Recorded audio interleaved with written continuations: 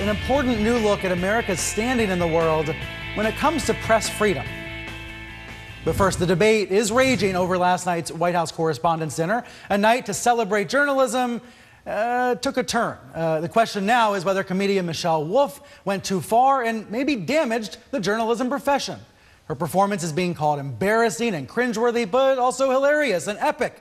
It's being cast as wildly inappropriate, some calling it a step backwards for journalism, while others are saying, hey, what's the big deal? She was very funny. It is clear the partisan warfare is underway. There are charges of liberal intolerance and conservative hypocrisy. Of course, this is all coming at a moment of incredible tension between the press and the president, incredible distrust in the media. You have to ask if this performance made it worse.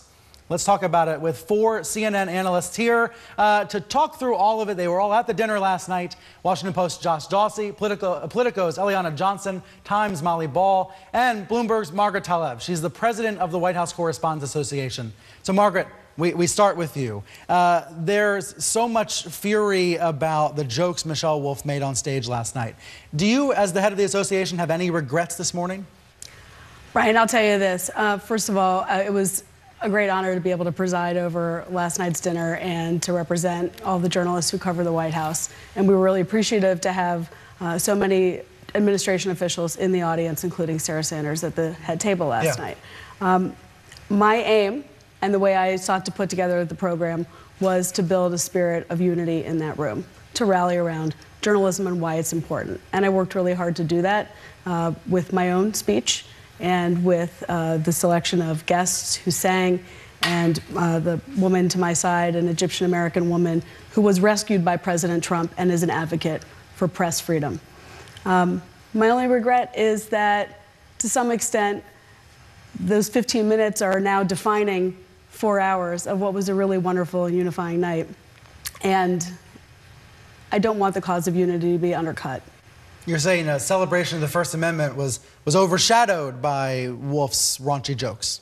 Well, I mean, to some extent. And look, the comedian, when the entertainer is a comedian, and as has been the case for most of the last 30 years or so, they are often controversial. They are often, you know, to some extent polarizing or at least provocative. Yeah, definitely. And it's a night about free speech. So by tradition, we do not vet their monologue. We don't censor it. We don't even see it. In fact, so you don't see the jokes beforehand. That's interesting. I did sneak down to the rehearsal and walkthrough just in case, but she wouldn't give anything up. So, do you think she crossed a line? I think that she brought to the night what she thought was important to say, and that her goal may not have been press unity and everyone rallying around the room to support journalism. But look, I invited her, and I invited her because I thought that she's a talented comedian who had a message to deliver, and she did deliver a message. I delivered a message too. Yeah. My message is the one that I hope represents the press corps and certainly represents me. It was about my own personal experiences, my family experiences, why I believe that journalism is so important. Tell me about choosing her, though. Why select her this year?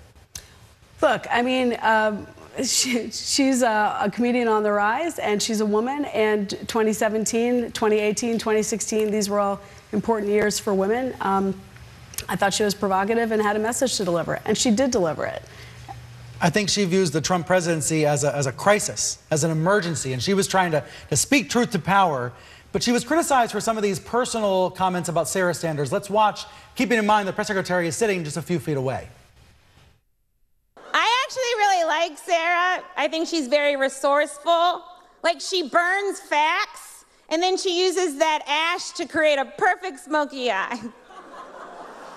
Like, maybe she's born with it. Maybe it's lies. It's probably lies. And I'm never really sure what to call Sarah Huckabee Sanders. You know, is it Sarah Sanders? Is it Sarah Huckabee Sanders? Is it cousin Huckabee? Is it Auntie Huckabee Sanders? Like, what's Uncle Tom but for white women who disappoint other white women? Oh, I know, Aunt Coulter. A lot of the criticism of Wolf has been about personal attacks against Sanders, people saying she was criticizing Sanders' personal appearance. Wolf responded overnight on Twitter, said, I was actually trying to talk about her behavior, her behavior as White House press secretary. But keeping in mind that, you know, I saw you walked over to Sanders right after the roast. Can you tell us about the conversation? I told her that I knew that this was a big decision, whether or not to attend the dinner and whether to sit at the head table, and that I really appreciated her being there. I thought it sent an important message about the role of government and the press being able to communicate with one another and work together, and that I appreciated her being there. Is there less of a chance she'll attend next year because of this? I don't know, and I hope not. Again, Michelle Wolf is a comedian. She speaks for herself, and that is her right to do that under the free speech and the First Amendment, which we were celebrating. But you don't think having her there seems like an endorsement by the press corps? I think the comedian reflects on the press corps, but I don't think that the comedian speaks for the press corps. The press corps speaks for itself. I'm the president of the White House Correspondents Association, and in my message last night, I sought to explain to everyone that journalists are Americans from all walks of life. We come from different partisan backgrounds. We come from different parts of the country. We care about America, and we care about truth and fairness and freedom and news. That is the message that I want everyone to take away, and I hope it is the message people do take away. But in this tense time, the presidency has obviously changed, the world has changed, and it seems like you're trying to put on the same event. The new president every year, we should be clear, it's a rotating job. You're the president of the association for a couple more months. But shouldn't the event change as the world changes? Maybe there shouldn't be comedians anymore. Well, I think that's an interesting debate. I mean, it's definitely one that we should have and keep having, because the night is one to reflect what our members want to convey, the message our members want to convey. Olivier Knox, who's the vice president now and will take over for me in July, is going to have his own dinner to put together, and he's a very smart guy, very sensitive guy, and I know he'll be thinking about all of those issues. But for us, I think there is value in entertainment and in comedy. There's also value in serious public policy discussions and in having the kind of mix of people that we had in that room last night, and it's vital that we can all get together and sit together and eat and talk about the issues in the First Amendment and the free press. I mentioned to Sanders before the dinner, I was glad she was there as well. I think it's valuable for the White House to be represented at the dinner. But now, in the aftermath of Michelle Wolf's, what do we call it, stand-up act, there's a calls for apologies. We've heard from Fox's Ed Henry, a past president of the association, NBC's Andrea Mitchell a few minutes ago, saying that the association should apologize to Sanders. Will there be an apology? What I told you is what I have already told Sarah Sanders, that I speak for myself and the association, and that my interest is in the spirit of unity and in the spirit of serious journalism. You know, Andrea Mitchell in her tweet, she said, what started with an uplifting, heartfelt speech by you that ended with Michelle Wolf, she's saying the comedian was the worst since I insulted Clinton. Are you concerned that, that some people are being too sensitive about this? No, it was a 4-hour program, and there was a comedian, and there were a lot of other parts to it also. And I hope that everyone can remember that comedy is meant to be provocative, and it doesn't always hit the mark, and sometimes it hits the mark for some people and not for other people. But again, my interest overwhelmingly was in unifying the country, and I understand that we may have fallen a little bit short on that goal. I hope everyone will allow us to continue to keep working toward that goal. Look, comedy is meant to provoke thought and debate, and it certainly has done that. But journalism also is meant to bring people together around common understandings. And I'm concerned that people not take away the wrong message from this. Let's open it up to our panel and take a look at a few of the other jokes from Michelle Wolf. I always enjoy the media critiques during these events. Let's take a look. You guys are obsessed with Trump. Did you used to date him? Because you pretend like you hate him, but I think you love him. You helped create this monster, and now you're profiting off of him. You guys gotta stop putting Kellyanne on your shows. All she does is lie. If you don't give her a platform, she has nowhere to lie. We've got our friends at CNN here. Welcome, guys. It's great to have you. You guys love breaking news, and you did it. You broke it. Fox News is here, so you know what that means, ladies. Cover your drinks. Now, I have to admit, I shouldn't say this because CNN gave me a ticket to dinner. I left early.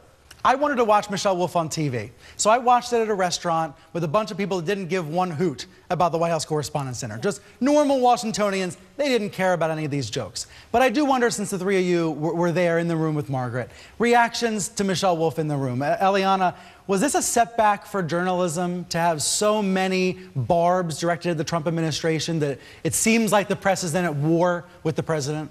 You know, the routine was hit and miss. There were funny moments, and there were administration officials who laughed at the funny moments, but the focus is overwhelmingly on the misses. She made abortion jokes that were not funny. She made really barbed jokes directed at particular individuals that weren't funny. But I do think we've seen progress. Margaret, you kind of pointed this out. There were no administration officials at the dinner at all last year. And this year it was nice to sit next to them. And, you know, at every table there were reporters chatting with administration officials. It was nice. So I think over time we've seen progress. The other interesting thing, I think, was that there was an absolute exodus of the sort of Hollywood celebrities that we saw in the Obama administration. I mean, this used to be a sort of mingling of celebrities, reporters, and lawmakers and government officials.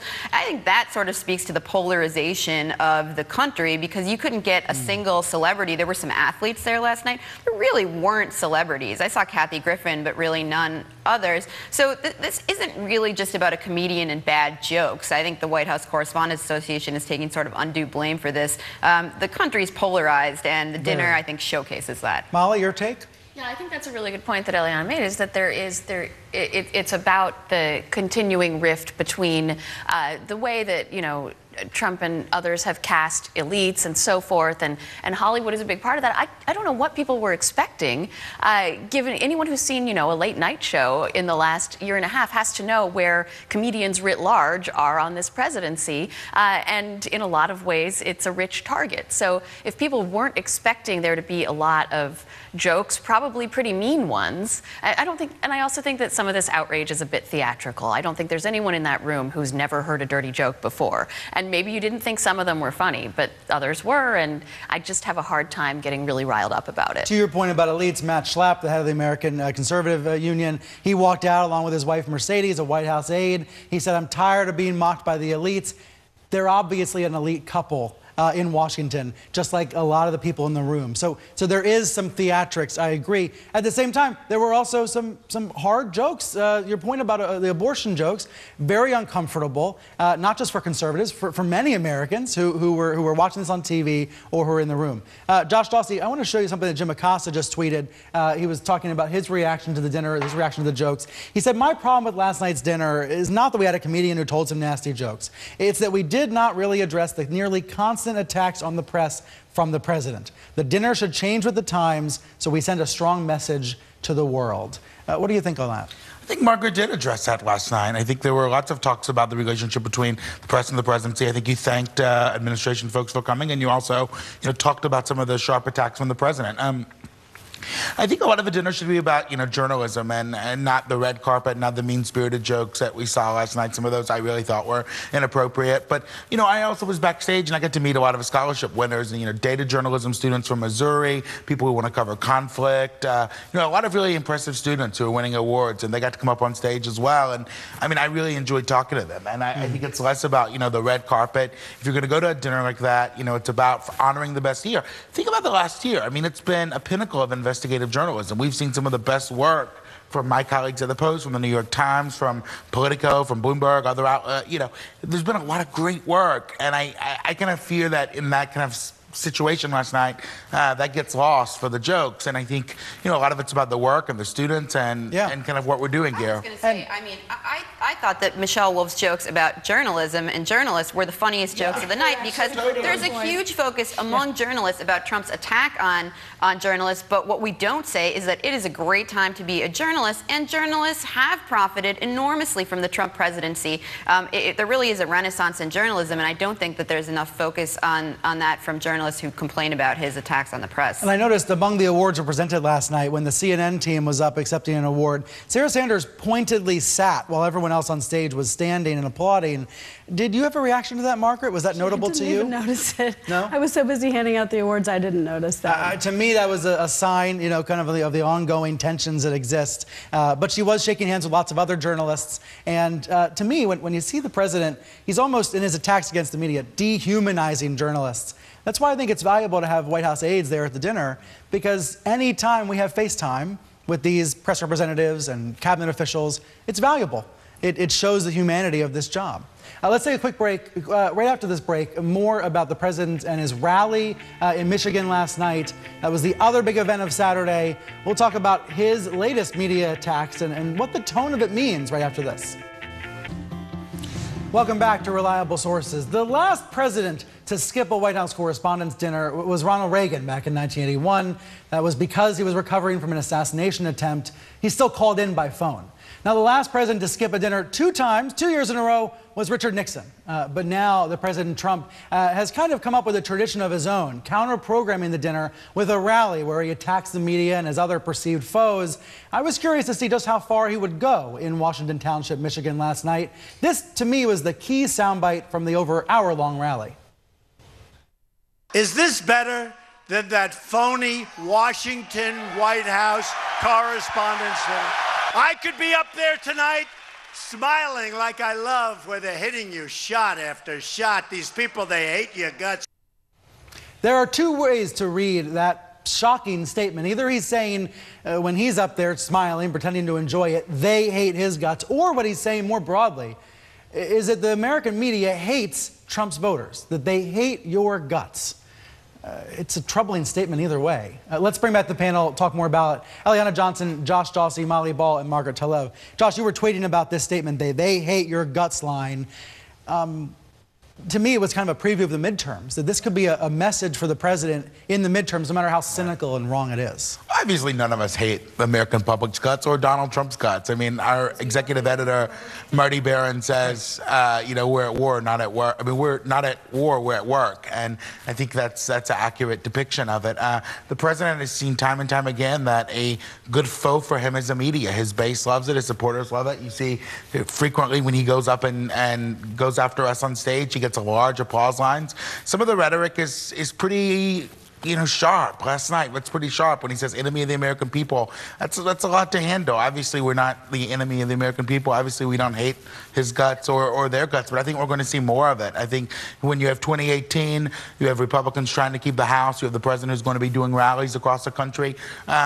You know, I think what you'll see at these rallies is what you saw last night. Sharp media criticism, long rants about the media, and it is reality in 2018. So, that's all there is to it. What should we learn, Eliana, from the cheers at the rallies? When there are cheers for these media attacks, what should we learn about that? Well, I think the Trump campaigned very successfully in 2016 by pitting elites. I don't think it was about journalists. I think it was about elites more broadly. It was the people at the dinner last night were lawmakers, athletes, journalists, but pitting them against what he perceives as the American public more broadly, people in flyover country, which is where he was. That worked tremendously well for him, and I think that people who live in that part of the country do feel that they are not understood, their concerns aren't felt by those in Washington, D.C., which is why it's an issue that works for him. And he's going to continue to harp on that issue, and it may very well be successful in the midterms, even though it does look like there's a lot of energy on the Democratic side that wasn't there in 2016. You know, about these attacks, Margaret, you said at the dinner last night, I'm going to quote you, you said, "We reject efforts by anyone, especially our elected leaders, to paint journalism as un-American." Obviously talking about the president and other politicians there. You said that a few feet away from Sarah Sanders. Forget Michelle Wolf for a minute. I'm thinking that must have been uncomfortable for Sanders, having to face that reality. I actually don't think so. We talk about this all the time in public and in discussions about coverage. You know, we seek to have a good, working, productive relationship with every White House that we cover. But her boss is sending out a form of poison, again, painting journalists as un-American. How do you possibly have a relationship in that environment? President Trump was elected. He's the president of the United States, and we cover the president of the United States, and we cover every president of the United States in a fulsome way, in a fair way. We seek to get as much information as possible about the programs that they are, you know, rolling out and how they want to govern. And it's not fun or comfortable to be used as a pawn in political play but it doesn't change the way we do our jobs. And on this other question of voter anger, I think the president's tapped into something real, really real, and it exists everywhere in this country, in places where people feel forgotten or disconnected or misunderstood. I think some of it has to do maybe with the decline of local newspapers and local television. Some of it has to do with what we cover in Washington and whether it connects to them. And some of it just has to do with feeling frustrated and left behind and feeling angry at a lot of pillars of the establishment, including the press. You know, we are an establishment organization to the extent that we are monolithic in any way, which we're not, but we are part of the establishment. And if you have anger towards the establishment, then you're feeling about a group that covers establishment entities, the White House, Congress, business. It just makes sense that people are frustrated. I think we need to find a way to connect with people. And one thing that the Correspondents Association has been doing this year is beginning a program of visiting around the country to try to meet with constituents, to try to meet with Americans, you know, to try to meet with readers and news consumers and people who are affected by politics. I love that. We did our first session in Independence, Missouri at the Truman Library.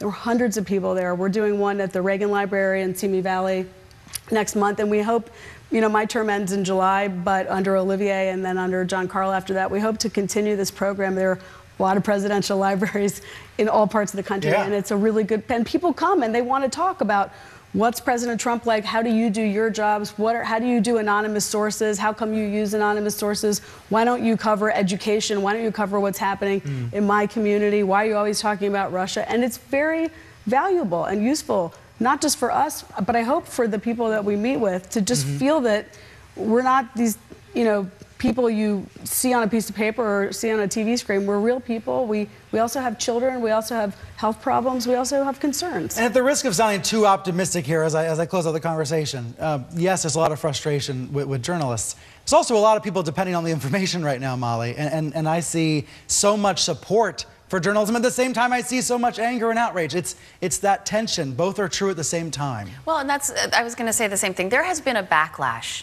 to Trump's attacks on the press that I have noticed since 2016. Yeah, I still get angry letters. I've gotten angry letters my entire career as a journalist. But I also, what's new is a lot of people saying sort of "atta girl," right? A lot of people saying, please keep doing what you do. It's important. And it's not liberal or conservative. It's just everyday Americans who have become more alert to the role of the press in their lives, the necessity of the press, and that is nice to hear for a change.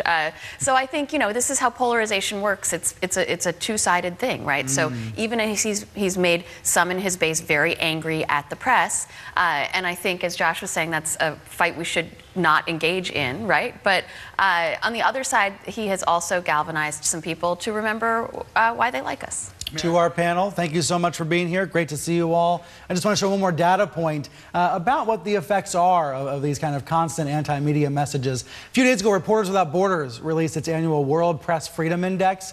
Look, it's getting darker all around the world. There are authoritarian regimes that are cracking down on the press in damaging ways all around the world. In the U.S., there was a drop of 2 spots from 43 to 45.